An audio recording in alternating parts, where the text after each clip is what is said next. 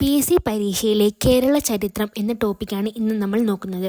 അപ്പോൾ കേരള ചരിത്രം എന്ന ടോപ്പിക്കിലെ ഇമ്പോർട്ടൻ്റ് ആയിട്ടുള്ള ക്വസ്റ്റ്യൻ ആൻസറാണ് ഇന്ന് നമ്മൾ നോക്കുന്നത്. അപ്പോൾ ആദ്യം തന്നെ യൂറോപ്യന്മാരുടെ വരവും സംഭാവനകളും എന്ന ടോപ്പിക്ക് നോക്കാം. യൂറോപ്യന്മാർ വ്യാപാരത്തിനായി കേരള തീരത്ത് എത്തിയത് 15-ാം നൂറ്റാണ്ടിൻ്റെ അവസാനത്തോടു കൂടിയാണ്. 1498 മെയ് 20-നാണ് യൂറോപ്യന്മാർ വ്യാപാരത്തിനായി കേരള തീരത്ത് എത്തിയത്. യൂറോപ്യന്മാരുടെ ആഗമനത്തിന് മുമ്പ് തന്നെ കേരളവുമായി വാണിജ്യബന്ധം പുലർത്തിയിരുന്ന വിദേശികളായിരുന്നു അറബികളും ചൈനക്കാരും. അപ്പോൾ യൂറോപ്യന്മാർ വ്യാപാരത്തിനായി കേരള തീരത്ത് എത്തിയത് 1498 മെയ് 20-നാണ്. ഇന്ത്യയിൽ കടൽമാർഗം കച്ചവടത്തിനായി എത്തിയ ആദ്യ യൂറോപ്യന്മാരായിരുന്നു പോർച്ചുഗീസുകാർ. കേപ്പ് ഓഫ് ഗുഡ് ഹോപ്പ് വഴി കേരളത്തിൽ എത്തിച്ചേർന്ന ആദ്യത്തെ യൂറോപ്യൻ ശക്തിയാണ് പോർച്ചുഗീസുകാർ. യൂറോപ്യന്മാർ ഇന്ത്യയിലേക്ക് പുതിയ കടൽമാർഗം കണ്ടുപിടിക്കേണ്ടി വന്നതിന് കാരണം 1453 ഓട്ടോമൻ തുർക്കികൾ കോൺസ്റ്റാന്റിനോപ്പിൾ പിടിച്ചെടുത്തതു മൂലമാണ്. ത്തിനായി എത്തിയ ആദ്യ യൂറോപ്യന്മാരായിരുന്നു പോർച്ചുഗീസുകാർ. അപ്പോൾ അവർക്ക് ഇന്ത്യയിലേക്ക് പുതിയ കടൽമാർഗം കണ്ടുപിടിക്കേണ്ടി വന്നതിന് കാരണം 1453 ഓട്ടോമൻ തുർക്കികൾ കോൺസ്റ്റാന്റിനോപ്പിൾ പിടിച്ചെടുത്തതാണ്. പോർച്ചുഗീസുകാരിലെ ഏറ്റവും ഇമ്പോർട്ടൻ്റ് ആയിട്ടുള്ള ആളായിരുന്നു വാസ്കോഡ ഗാമ എന്ന് പറയുന്നത്.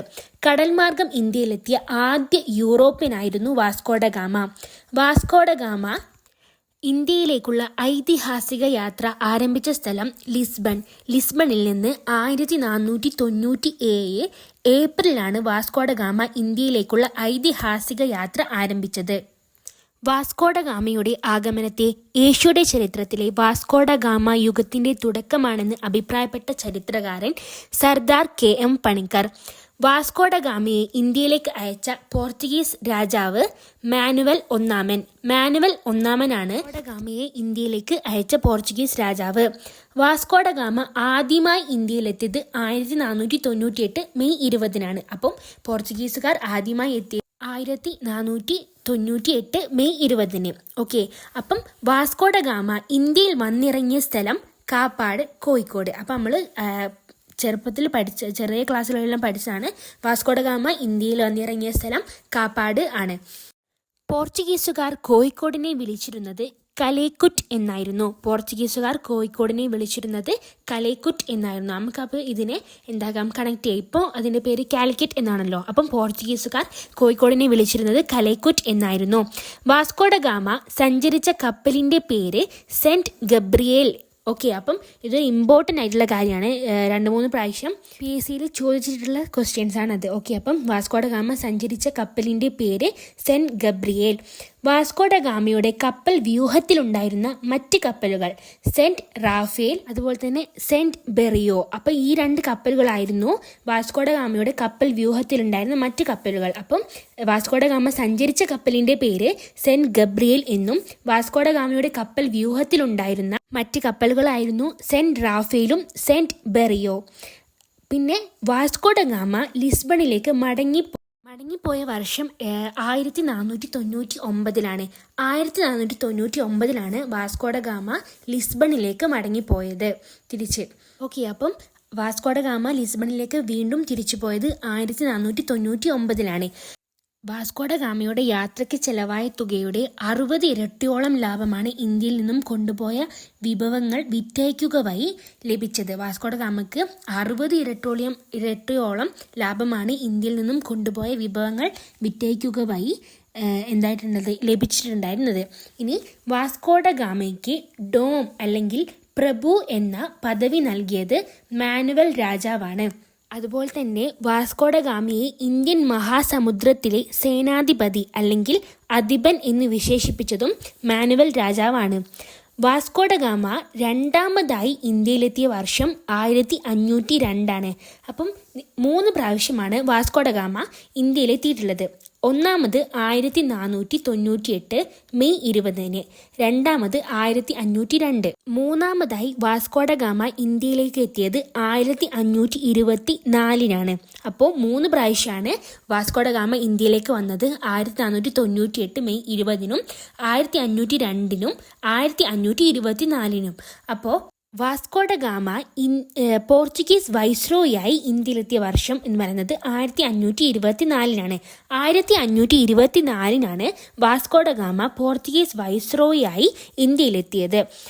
1524 ഡിസംബർ 24 വാസ്കോഡ ഗാമ അന്തരിച്ചത്. കേരളത്തിൽ നിന്നാണ് വാസ്കോഡ ഗാമ അന്തരിച്ചിട്ടുള്ളത്. അപ്പം 1524 ഡിസംബർ 24, അപ്പം ഈ 1524 ഡിസംബർ 24 നമുക്ക് കണക്ട് ചെയ്യാം. ഓക്കെ, അപ്പം 1524 ഡിസംബർ 24 വാസ്കോഡ ഗാമ അന്തരിച്ചത്. വാസ്കോഡ ഗാമയുടെ ഭൗതിക ശരീരം ആദ്യം അടക്കം ചെയ്ത പള്ളി സെന്റ് ഫ്രാൻസിസ് പള്ളി. കൊച്ചിയിലെ സെന്റ് ഫ്രാൻസിസ് പള്ളിയിലാണ് വാസ്കോഡ ഗാമയുടെ ഭൗതിക ശരീരം ആദ്യം അടക്കം ചെയ്തത്. വാസ്കോഡ ഗാമയുടെ ഭൗതിക ശരീരം കൊച്ചിയിൽ നിന്നും പോർച്ചുഗലിലേക്ക് കൊണ്ടുപോയ വർഷം 1539. അപ്പോൾ 1539 വാസ്കോഡ ഗാമയുടെ ഭൗതിക ശരീരം കൊച്ചിയിലെ സെന്റ് ഫ്രാൻസിസ് പള്ളിയിൽ നിന്നും ലിസ്ബണിലെ ജെറോണിമസ് കത്തീഡ്രൽ എന്ന പള്ളിയിലേക്ക് കൊണ്ടുപോയത്. വാസ്കോഡ ഗാമ എന്ന സ്ഥലം സ്ഥിതി ചെയ്യുന്ന ഇന്ത്യൻ സംസ്ഥാനം ഗോവയാണ്. അപ്പം വാസ്കോഡ ഗാമ എന്ന സ്ഥലം സ്ഥിതി ചെയ്യുന്ന സംസ്ഥാനം ഗോവയാണ്. അപ്പം ഗാമ ഗോവ എന്നുള്ളത് കണക്ട് ചെയ്യാം. ഇനി കരമാർഗം ഇന്ത്യയിൽ ആദ്യമായി എത്തിയ പോർച്ചുഗീസ് സഞ്ചാരിയാണ് പെറോഡ കോവിൽഹ. പെറോഡ കോവിൽഹയാണ് കരമാർഗം ഇന്ത്യയിൽ ആദ്യമായി എത്തിയ പോർച്ചുഗീസ് സഞ്ചാരി. അപ്പോൾ വാസ്കോഡ ഗാമ കഴിഞ്ഞാൽ പിന്നെ ഇന്ത്യയിലെത്തിയ പോർച്ചുഗീസ് നാവികനാണ് പെഡ്രോ അൽവാരസ് കബ്രാൾ. വാസ്കോഡ ഗാമയുടെ പിൻഗാമിയായി ഇന്ത്യയിലെത്തിയ പോർച്ചുഗീസ് നാവികനാണ് പെഡ്രോ അൽവാരസ് കബ്രാൾ.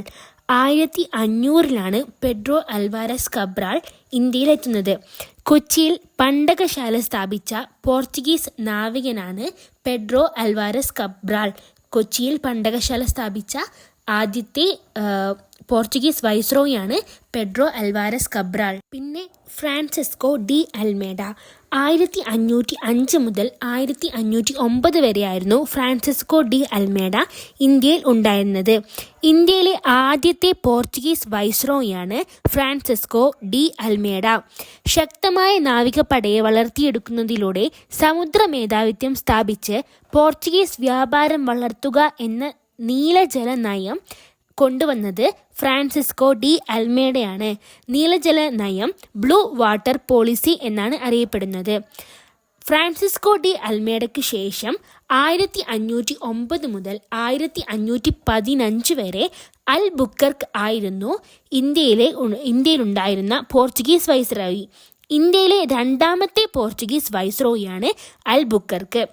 ഇന്ത്യയിൽ പോർച്ചുഗീസ് സാമ്രാജ്യത്തിൻ്റെ സ്ഥാപകനായി അറിയപ്പെടുന്നത് അൽബുക്കർക്കാണ്.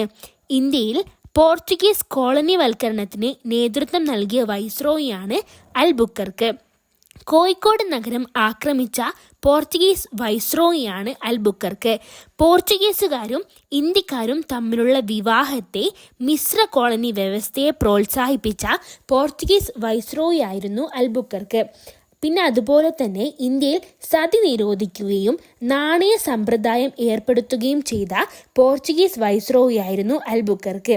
അപ്പം അൽബുക്കർക്ക് എന്തൊക്കെയാണ് ഇന്ത്യയിൽ ചെയ്തത്? ഇന്ത്യയിലെ രണ്ടാമത്തെ വൈസ്രോയിയാണ് പോർച്ചുഗീസ് വൈസ്രോയിയാണ് അൽബുക്കർക്ക്. അതുപോലെ തന്നെ ഇന്ത്യയിൽ പോർച്ചുഗീസ് സാമ്രാജ്യത്തിൻ്റെ സ്ഥാപകനായി അറിയപ്പെടുന്നത് അൽബുക്കർക്കാണ്. ഇന്ത്യയിൽ പോർച്ചുഗീസ് കോളനിവൽക്കരണത്തിന് നേതൃത്വം നൽകിയതും അൽബുക്കർക്കാണ്. കോഴിക്കോട് നഗരം ആക്രമിച്ച പോർച്ചുഗീസ് വൈസ്രോയി പോർച്ചുഗീസുകാരും ഇന്ത്യക്കാരും തമ്മിലുള്ള വിവാഹത്തെ പ്രോത്സാഹിപ്പിച്ച പോർച്ചുഗീസ് വൈസ്രോയി. അതുപോലെ തന്നെ ഇന്ത്യയിൽ സതി നിരോധിക്കുകയും നാണയ സമ്പ്രദായം ഏർപ്പെടുത്തുകയും ചെയ്ത പോർച്ചുഗീസ് വൈസ്രോയിയാണ് അൽബുക്കർക്ക് എന്ന് പറയുന്നത്. പിന്നെ അൽബുക്കർക്ക് ഗോവ പിടിച്ചെടുത്തത് ബീജാപ്പൂർ സുൽത്താനിൽ നിന്നാണ്. മുഹമ്മദ് ആദിൽ ഷാ എന്നറിയപ്പെടുന്ന ബീജാപ്പൂർ സുൽത്താനിൽ നിന്ന് 1510 പോർച്ചുഗീസുകാർ ഗോവ പിടിച്ചെടുത്തു. അപ്പം അതിനുശേഷം പോർച്ചുഗീസ് ആസ്ഥാനം കൊച്ചിയിൽ നിന്നും ഗോവയിലേക്ക് അൽബുക്കർക്ക് മാറ്റുകയും ചെയ്തു. അപ്പം 1510 പോർച്ചുഗീസുകാർ ഗോവ ബീജാപ്പൂർ സുൽത്താനിൽ നിന്ന് പിടിച്ചെടുത്തു. അതിനുശേഷം പോർച്ചുഗീസ് ആസ്ഥാനം കൊച്ചിയിൽ നിന്നും ഗോവയിലേക്ക് മാറ്റി. ഓക്കെ, അപ്പം വാസ്കോഡ ഗാമയുടെ പിൻഗാമിയായി ഇന്ത്യയിലെത്തിയ പോർച്ചുഗീസ് നാവികൻ Pedro Alvares Cabral. 1500 Pedro Alvares Cabral ഇന്ത്യയിലെത്തിയത്. കൊച്ചിയിൽ പണ്ടകശാല സ്ഥാപിച്ച പോർച്ചുഗീസ് നാവികനാണ് പെഡ്രോ അൽവാരസ് കബ്രാൾ. ഇന്ത്യയിലെ ആദ്യത്തെ പോർച്ചുഗീസ് വൈസ്രോയി ആരാണ് എന്ന് ചോദിച്ചാൽ ഫ്രാൻസിസ്കോ ഡി അൽമേഡയാണ്. നീലജല നയം ഫ്രാൻസിസ്കോ ഡി അൽമേഡയാണ് ഉണ്ടാക്കിയത്. പിന്നെ അതുപോലെ തന്നെ അൽ ബുക്കർക്കാണ് ഇന്ത്യയിലെ രണ്ടാമത്തെ പോർച്ചുഗീസ് വൈസ്രോയി. ഇന്ത്യയിൽ പോർച്ചുഗീസ് സാമ്രാജ്യത്തിൻ്റെ സ്ഥാപകനായി അറിയപ്പെടുന്നതും പോർച്ചുഗീസ് കോളനിവൽക്കരണത്തിന് നേതൃത്വം നൽകിയതും കോഴിക്കോട് നഗരം ആക്രമിച്ച പോർച്ചുഗീസ് വൈസ്രോയിയും പോർച്ചുഗീസുകാരും ഇന്ത്യക്കാരും തമ്മിലുള്ള വിവാഹത്തെ പ്രോത്സാഹിപ്പിച്ച പോർച്ചുഗീസ് വൈസ്രോയിയും ഇന്ത്യയിൽ സതി നിരോധിക്കുകയും നാണയ സമ്പ്രദായം ഏർപ്പെടുത്തുകയും ചെയ്ത പോർച്ചുഗീസ് വൈസ്രോയിയാണ് അൽ ബുക്കർക്ക് എന്ന് പറയുന്നത്. ഓക്കെ, അപ്പം അടുത്തതായി നമ്മൾ പറയുന്നത് കുഞ്ഞാലി മരക്കാർമാരെ പറ്റിയാണ്. കോഴിക്കോട് ഭരണം നടത്തിയിരുന്ന സാമൂതിരിമാരുടെ നാവികപ്പടയുടെ തലവന്മാരായിരുന്നു കുഞ്ഞാലി മരക്കാർമാർ. അപ്പോൾ കോഴിക്കോട് ഭരണം നടത്തിയിരുന്ന സാമൂതിരിയുടെ നാവികപ്പടയുടെ തലവന്മാരായിരുന്നു കുഞ്ഞാലി മരക്കാർമാർ. കുഞ്ഞാലി മരക്കാർമാരുടെ ആസ്ഥാനം വടകരക്കടുത്തുള്ള പുതുപ്പണത്തെ മരക്കാർ കോട്ടയാണ്. കോഴിക്കോട്ടെ വടകരക്കടുത്തുള്ള പുതുപ്പണത്തെ മരക്കാർ കോട്ടയാണ് കുഞ്ഞാലി മരക്കാർമാരുടെ ആസ്ഥാനം. പോർച്ചുഗീസുകാർക്കെതിരെ കുഞ്ഞാലി മരക്കാർമാർ സ്വീകരിച്ച യുദ്ധമുറയായിരുന്നു ഗറില്ല അല്ലെങ്കിൽ ഒളിപ്പോര് എന്നറിയപ്പെടുന്നത്. പോർച്ചുഗീസുകാർക്കെതിരെ കുഞ്ഞാലി മരക്കാർമാർ സ്വീകരിച്ച യുദ്ധമുറയാണ് ഗറില്ല ഒളിപ്പോര് എന്ന് പറയുന്നത്. അപ്പോൾ കുഞ്ഞാലി മരക്കാർമാർ 4 ആളുകളാണുള്ളത്. ഒന്നാമത്തത് കുഞ്ഞാലി ഒന്നാമൻ. കുഞ്ഞാലി ഒന്നാമനെ കുട്ടി ആലി എന്നാണ് അറിയപ്പെടുന്നത്. രണ്ടാമത്തെ ആൾ കുഞ്ഞാലി രണ്ടാമൻ, കുട്ടി പോക്കർ അലി. മൂന്നാമത്തത് കുഞ്ഞാലി മൂന്നാമൻ പട്ടുമരക്കാർ അല്ലെങ്കിൽ പടമരക്കാർ എന്നാണ് അറിയപ്പെടുന്നത്.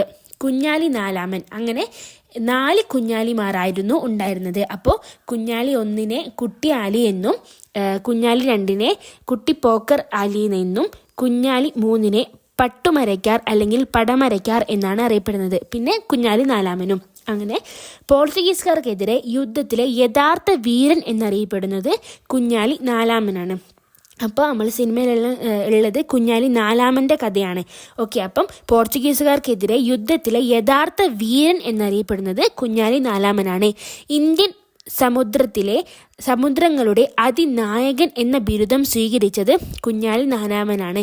ഓക്കെ, അപ്പം പോർച്ചുഗീസുകാർക്കെതിരെ യുദ്ധത്തിലെ യഥാർത്ഥ വീരൻ എന്നറിയപ്പെടുന്നതും ഇന്ത്യൻ സമുദ്രങ്ങളുടെ അതിനായകൻ എന്ന ബിരുദം സ്വീകരിച്ചതും കുഞ്ഞാലി നാലാമനാണ്.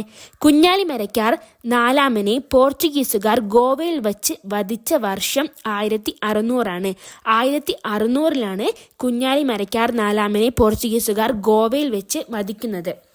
കുഞ്ഞാലി നാലാമനെ സാമൂതിരിയുടെ സമ്മതത്തോടുകൂടി യുദ്ധത്തിൽ പിടികൂടി ഗോവയിൽ കൊണ്ടുപോയി വധിച്ച് മൃതദേഹം വെട്ടിനുറുക്കി പല സ്ഥലങ്ങളിലായി പ്രദർശിപ്പിക്കുകയുണ്ടായിട്ടുണ്ട്. അപ്പം പോർച്ചുഗീസുകാരുടെ കയ്യിൽ നിന്നും ചാലിയം കോട്ട തിരിച്ചു പിടിക്കാൻ സാമൂതിരിയെ സഹായിച്ചത് കുഞ്ഞാലി മരക്കാർ മൂന്നാമനാണ്. പോർച്ചുഗീസുകാരുടെ കയ്യിൽ നിന്നും ചാലിയം കോട്ട തിരിച്ചു പിടിക്കാൻ സാമൂതിരിയെ സഹായിച്ചത് കുഞ്ഞാലി മരക്കാർ മൂന്നാമനാണ്. ഇന്ത്യൻ നാവികസേനയുടെ നേതൃത്വത്തിൽ കുഞ്ഞാലി മരക്കാർ സ്മാരകം നിർമ്മിച്ചത് വടകരയുള്ള കോട്ടയ്ക്കലാണ്. ഇന്ത്യൻ നാവികസേനയുടെ നേതൃത്വത്തിൽ കുഞ്ഞാലി മരക്കാർ സ്മാരകം നിർമ്മിച്ചത് വടകരയിലെ കോട്ടയ്ക്കലാണ്. കുഞ്ഞാലി മരക്കാർമാരുടെ സ്മരണാർത്ഥം സ്റ്റാമ്പ് പുറത്തിറക്കിയ വർഷം 2000 കുഞ്ഞാലി മരക്കാർമാരുടെ സ്മരണാർത്ഥം സ്റ്റാമ്പ് പുറത്തിറക്കിയ വർഷം. അപ്പോൾ അറബികളുടെയും ചൈനക്കാരുടെയും കേരളത്തിലെ വ്യാപാര കുത്തക അവസാനിപ്പിക്കുക എന്നതായിരുന്നു പോർച്ചുഗീസുകാരുടെ പ്രധാന ലക്ഷ്യം. കോഴിക്കോട്ടെ ഭരണാധികാരിയായ സാമൂതിരിയോട് അറബി കച്ചവടക്കാരെ പുറത്താക്കണമെന്ന് പോർച്ചുഗീസുകാർ ആവശ്യപ്പെട്ടു. എന്നാൽ ഈ ആവശ്യം അംഗീകരിക്കാൻ സാമൂതിരി തയ്യാറാകാതിരുന്നത് പോർച്ചുഗീസുകാരെ കുപിതരാക്കി. തുടർന്ന് അവർ കണ്ണൂരിലെത്തുകയും അവിടെ നിന്ന് ആവശ്യ വിഭവങ്ങൾ ശേഖരിക്കുകയും ചെയ്തു. അപ്പോൾ ഇനി നമ്മൾ നോക്കാൻ പോകുന്നത് പോർച്ചുഗീസ് സംഭാവനകളാണ്. പോർച്ചുഗീസ് സംഭാവനകൾ: കണ്ണൂരിലെ സെന്റ് ആഞ്ചലോസ് കോട്ട നിർമ്മിച്ചത് അൽമേഡയാണ്.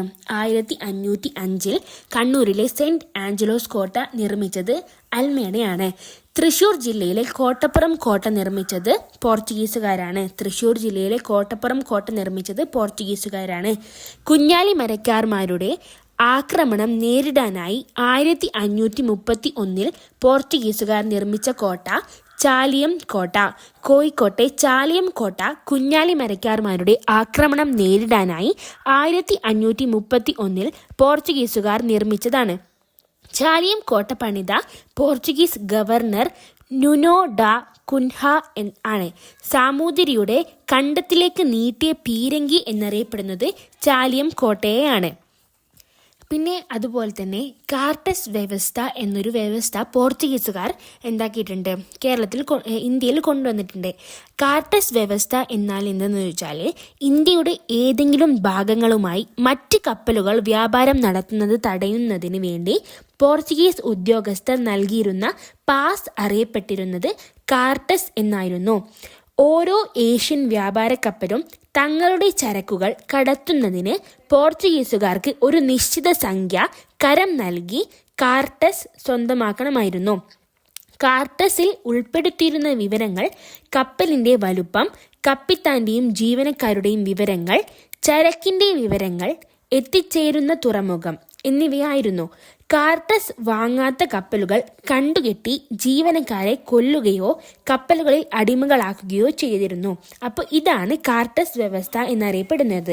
ഇനി അതുപോലെ തന്നെ ഇന്ത്യയിൽ യൂറോപ്യന്മാർ നിർമ്മിച്ച ആദ്യ കോട്ടയാണ് മാനുവൽ കോട്ട. 1503 കൊച്ചിയിലാണ് ഇന്ത്യയിൽ യൂറോപ്യന്മാർ നിർമ്മിച്ച ആദ്യ കോട്ട.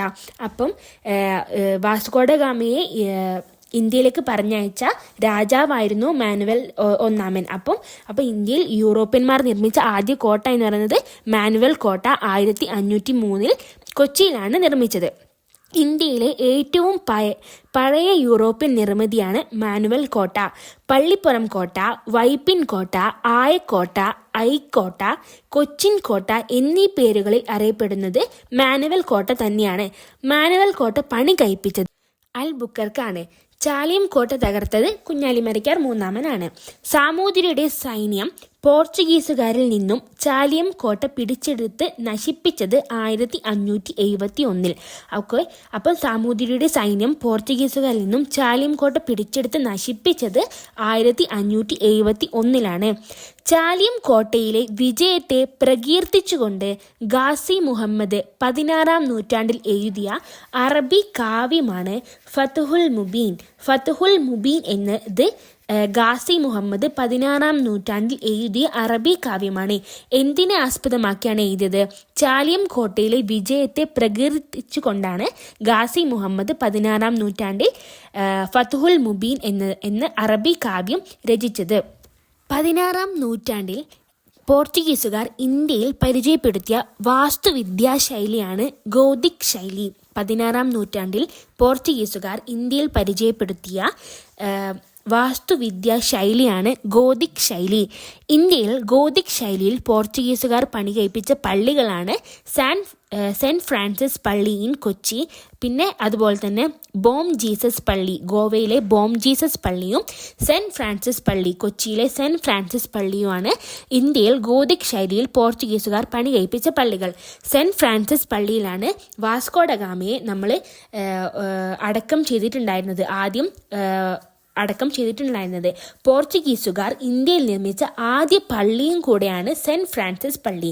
കൊച്ചിയിലെ സെന്റ് ഫ്രാൻസിസ് പള്ളിയാണ് പോർച്ചുഗീസുകാർ ഇന്ത്യയിൽ നിർമ്മിച്ച ആദ്യ പള്ളി. കേരളത്തിൽ പോർച്ചുഗീസുകാർ സ്ഥാപിച്ച ആദ്യ സെമിനാരിയാണ് വാരാപ്പുഴയിലുള്ള സെമിനാരിയാണ് കേരളത്തിൽ പോർച്ചുഗീസുകാർ സ്ഥാപിച്ച ആദ്യ സെമിനാരി. കൊച്ചി രാജാവായിരുന്ന വീരകേരളവർമ്മയ്ക്ക് പോർച്ചുഗീസുകാർ നിർമ്മിച്ചു നൽകിയ കൊട്ടാരമാണ് മട്ടാഞ്ചേരി പാലസ്.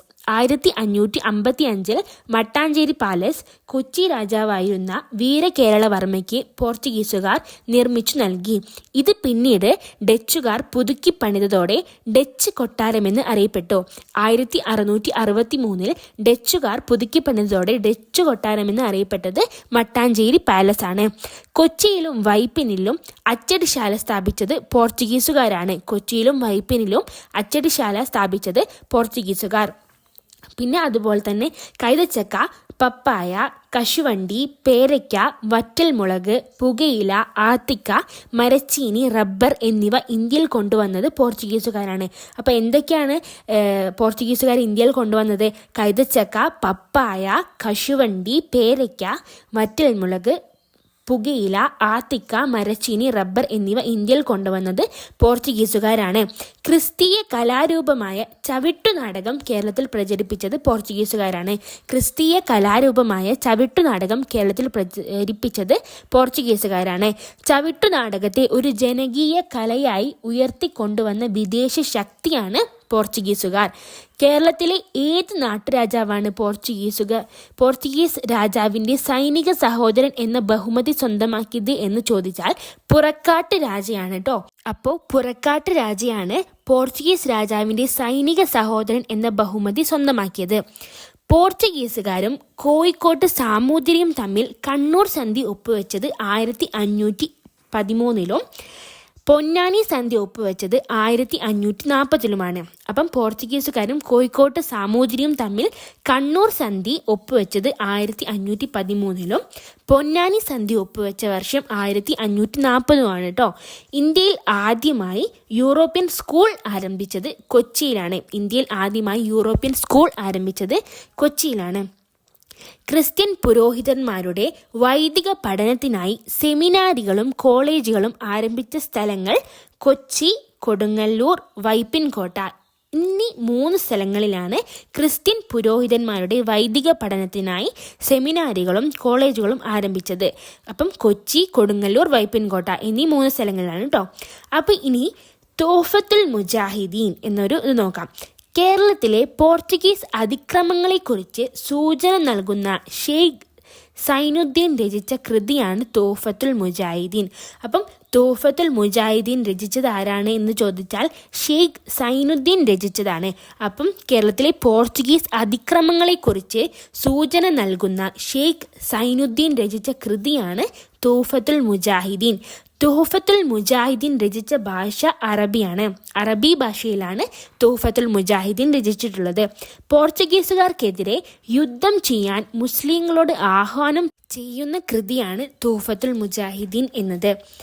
പിന്നെ അപ്പോൾ ഇത്രയൊക്കെ കാര്യങ്ങളാണ് പോർച്ചുഗീസുകാരെ കുറിച്ച് ഉള്ളത്. കേരള ചരിത്രത്തിൽ പോർച്ചുഗീസുകാരെ കുറിച്ചുള്ള ഇമ്പോർട്ടൻ്റ് ആയിട്ടുള്ള കാര്യങ്ങൾ. ഇനി ബാക്കിയുള്ള ഡച്ചുകാരും ഫ്രഞ്ചുകാരെല്ലാം നമ്മൾ അപ്ലോഡ് ചെയ്യുന്നതായിരിക്കും. അപ്പം വീഡിയോ ഇഷ്ടപ്പെട്ടാൽ സബ്സ്ക്രൈബ് ചെയ്യുക, ലൈക്ക് ചെയ്യുക, ഫ്രണ്ട്സിനൊക്കെ ഷെയർ ചെയ്ത് കൊടുക്കുക കേട്ടോ.